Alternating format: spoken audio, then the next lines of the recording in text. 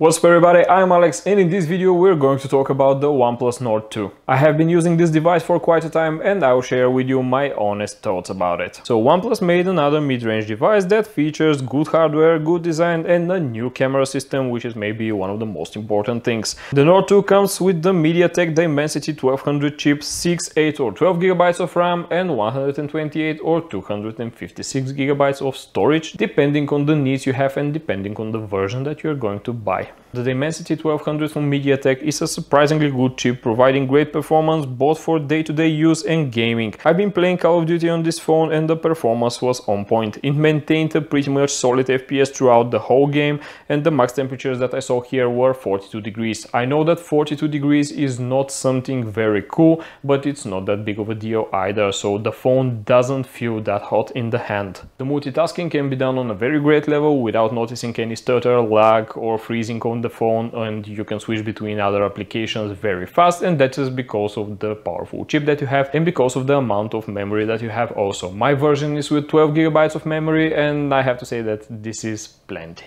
The design isn't something new for OnePlus, but it's new for the Nord lineup and it now looks more like a 9 series phone. It features a similar camera bump from the 9 series that you have seen, and the main difference here is that you don't have the Hasselblad color signs here and you don't have the Hasselblad logo either. The Nord 2 comes in 3 different colors, as mine is blue haze. I like how it looks and the fact that fingerprints are not that visible on the back of this one. Overall, the phone feels very nice and very high quality in the hand, and I have to mention that it is very comfortable while laying in the hand because of the curved back. The curved back is so nicely made that you will feel this phone comfortable for sure, and the other thing is that it's not such a big device and many people, even with smaller hand, are going to find it comfortable to use. Buttons are a bit more high positioned than what I'm used to, but overall it's okay. Here we can see a slider for changing the ring profiles, unlike on the Nord CE 5G, and you have to keep in mind that this slider is one of the most noticeable features on OnePlus phones and I find it to be convenient to use. The buttons have a very nice click, they don't wobble and don't rattle around, so I give OnePlus a point for the build quality.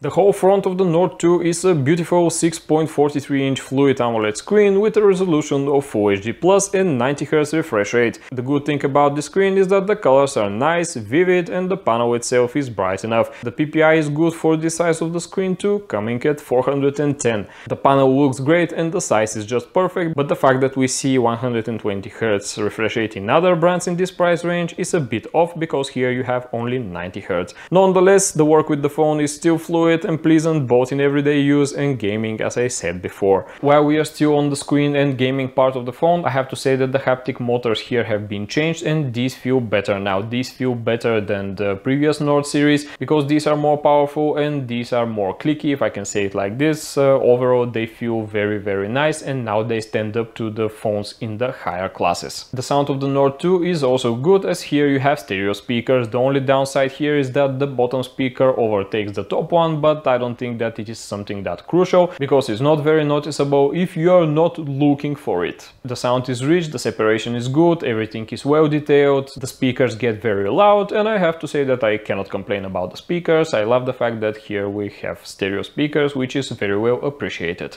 The only thing that I can complain, because of course I have to complain about something, is the lack of 3.5mm jack that we see coming back in some of the mid-range devices, but unfortunately here you don't have such. But don't get sad about it, because the Nord 2 has Bluetooth 5.2 and it supports all kinds of codecs. It supports aptX, aptX HD, LDAC and whatever you can think of, so you can enjoy very nice wireless experience also with wireless headphones. The camera system is the greatest improvement here compared to the previous Nord device. Now we have an IMX766 sensor that we see in the 9 series. The sensor itself is good and it's backed up with the AI features of the MediaTek chipset. I have to say that now the camera of this device is way better than the original Nord in every single way except of the video, and we are going to talk about it a bit later. The main sensor has an aperture of 1.88 and the pixel size is not that big, as it only comes at 1 micrometer. The main sensor has optical image stabilization, which is a good thing because some of the devices in the mid-range don't come with an optical image stabilization. I think that every single device in the mid-range should have some features like this, and not with an electronic image stabilization because it's not on that level. The image quality of the main sensor is good and I feel happy with the results I get. Even in low light situations, the sensor performs well with the refined nightscape function. The dynamic range is good for this class of devices and the colors are vibrant and it feels perfect for social media posts, no matter if you are posting on Facebook, Twitter, Instagram or whatever you're using. The second sensor is 8 megapixel ultra-wide with viewing angles of 119.7 degrees, which is strange not to be able to fit a 120 degree sensor here. The aperture is 2.25 and I have to say that this sensor is not that good as I expected. Here the detail is smudged a little bit and I don't like the over sharpening of it. If you're using it in the darker situations, I don't think that you'll be very happy with the result. Overall, if you're not that picky about the ultra-wide images, I think that you're going to be okay, but for my eye it's not that pleasant. Another big change in OnePlus lineup is that here we have now a 32 megapixel front-facing camera, and I think that these are the most megapixels that they have put in the front-facing camera. The image is good, the detail is good, the dynamic range is also decent, and I love that it now has some features like group selfie photos, which can focus up to 5 faces at the time, so there won't be any blurred faces in the photos. Overall, I can give a thumbs up to the front camera, and for a device in this price range and class, I think it's okay. I have mixed feelings about some of the things about the video, but now I'm leaving you to the samples. So this is a video sample from the front camera of the OnePlus Nord 2, and I have to say that it's pretty good. It's an improvement to the previous generation. I don't like the fact that we're also limited to Full HD of the resolution. I wanted to see here 4K, but unfortunately we don't have such thing. That's what you get from the front camera. And this is a video sample from the main sensor of the OnePlus Nord 2.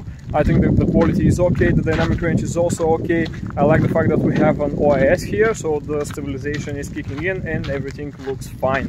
Now we're going to switch to the ultra-wide sensor for video mode and see what's going on. And I have to mention that with the main sensor you have a resolution of 4K up to 30 FPS. This is mainly what you're getting from the ultra-wide sensor of the OnePlus Nord 2. Two things that I don't like here. First, the detail is not that present, and the second thing is that the maximum resolution is limited to Full HD at 30 FPS. This is something that I didn't expect here. I suppose that we are going to see 4K 30 FPS, but unfortunately we don't have such thing. Also, the image stabilization is okay, but it's not something spectacular. The software is good, just like with most of the OnePlus devices. It comes with Android 11 and Oxygen OS 11.3 pre-installed. In this version of the shell we can see that we have more animations for the fingerprint unlock and new always-on screens. I really like the fact that the double tap to lock or unlock feature is present here, because I use it frequently and it's very convenient for me, because when the phone is on the desk I want to unlock it. With the double tap it's very easy. If I want to lock it, again with the double tap it happens to be great. The guys from OnePlus are stating that the Nord 2 is getting 2 years of major updates and 3 years of security patches, which is a good thing, and in this case this device will serve you for quite a time, and of course if you're not breaking it, throwing it around or things like this, it will last you. One of the software things that I want to talk here is about the AI features that are coming because of the MediaTek Dimensity chip, and here we have two things.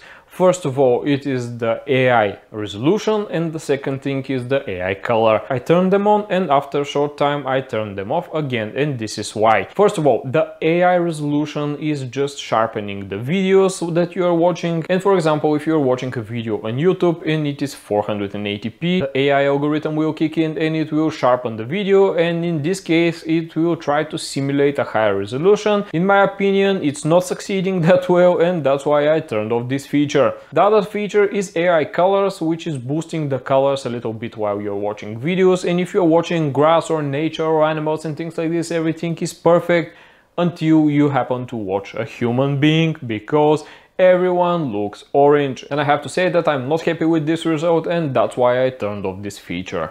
Otherwise, it's a good thing for OnePlus to be able to implement many AI features in the phone, and I hope that they find strength to fix them in future updates that they have promised. Last but not least is the battery. Battery here is the same as the 9 series phones, and you have 4500 mAh. 4500 mAh dual cell battery, which is another thing that is better in few ways than the single cell batteries. Also, you have a 65-watt charger, which uses basically the same technology from the 9 and the 9 Pro. Also, here you can see that from my extensive usage of the phone, I have something like 15% left, and I have been using the phone for almost 24 hours, and the screen on time was 5 hours, which is brilliant for such a device. Overall, I can say that the Nord 2 is a great mid-range device, providing enough power for all kinds of tasks from everyday usage to gaming. The improved camera system is another good thing to see here, and the fact that it comes with such a great battery is very well appreciated. I enjoyed the device very much, my experience with it was very good, and I have to say that I can give it a thumbs up, and I can rate it somewhere around